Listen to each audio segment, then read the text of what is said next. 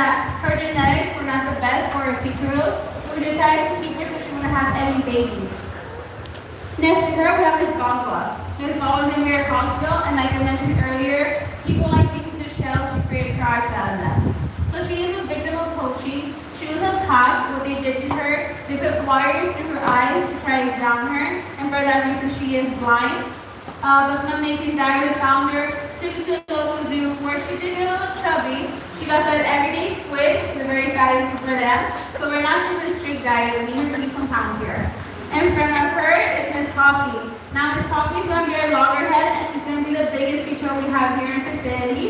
She weighs 223 pounds. Now she has something called bubble butt. That means that she got hit by a boat on her shell, it cracked open and healed, but sadly air got trapped inside. So now she's just floating inside her. So if you haven't seen her, she's going to be in the corner over here. She's always underneath these pillars. She is not stuck. These pillars will be underneath the water. If she didn't have them, she'll just be floated up at the surface, and she doesn't want that. And then lastly, we have our 10th really, Miss Hang Chang. Now Miss Hang Chang was actually born here in Home Beach back in July 11, 2009. So she is 6 years old. She's actually the only turtle of her age. Anyone else would like Larry, we just estimate that he's between 40 to 50, which we don't actually know his age. But back to Miss our 10th grade.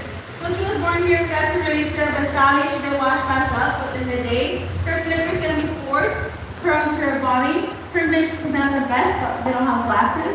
And then lastly, her lungs are going to be different sizes, which causes them voicing issues for our sea turtles. So speaking about parents release, they nest here in Texas and Mexico. We get about 5% of them here. The other 95% will be in Mexico. Now our season does run from April to August, so we're at the end of our season already. But we have 143 nests in total. Right now we have 3 of them left in the corral, which I'll talk about in a moment. But our females do reach maturity from the age of 12 to 15. Once they hit that age, they'll start reproducing. So when she's ready to lay her eggs, she'll come from the water all the way to the base of the dune. She'll start digging about 1 to 2 feet of sand. So about a tip to your fingertips all the way to the elbow, about that deep in the sand.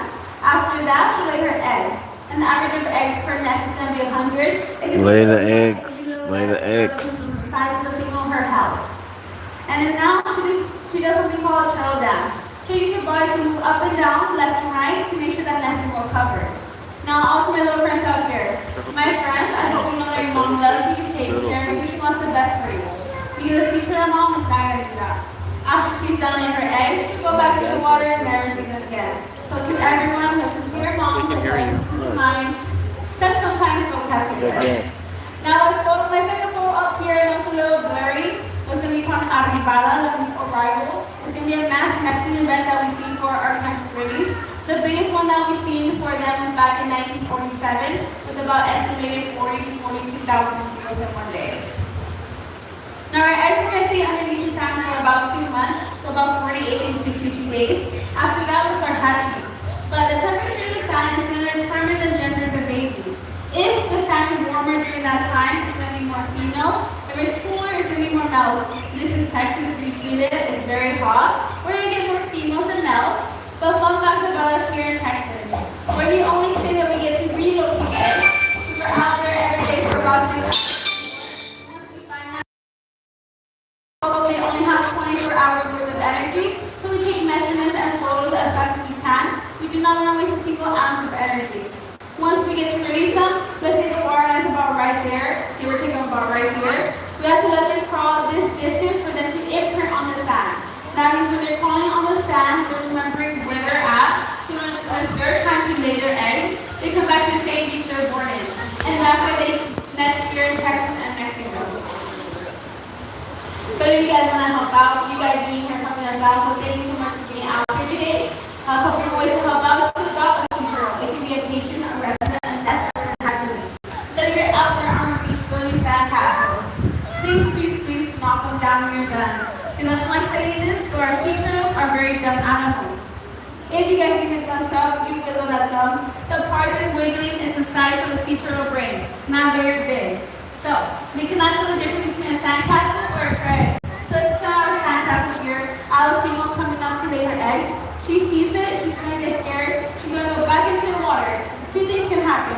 1, she'll probably never lay those eggs. Or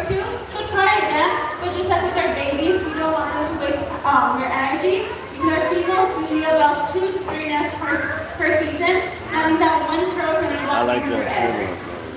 Robin. But if you do hear you're out or nested or injured, please do call to this phone number. It doesn't matter what time it is, 1 p.m., 1 a.m. We don't care what time it is. We don't care what you're doing out there. We just want to help our sea turtles. And the fun thing is that if you call in an injured sea turtle and that turtle becomes a patient with us, you get to name that patient. Whatever name you guys want. Most of our names from the Most of our names from the patients are given from the public. So call us in and be like, hey, what can I do? We'll let them know step by step, and this is the way saying thank you for calling us. But if you have some questions about anything about turtles or anything in general, I'll be happy to answer your questions. And if you guys want to wait for about another hour or so, we are doing a feeding at 3:30 at the hospital. We're going to feed all of our patients if you guys want to see that. If not, I hope you guys enjoy your time here in Trinity. Thank you. It's awesome that you can afford to go on and do something like the Batman. Oh yeah, that's true, man. You can afford. You can afford. You have one just like that.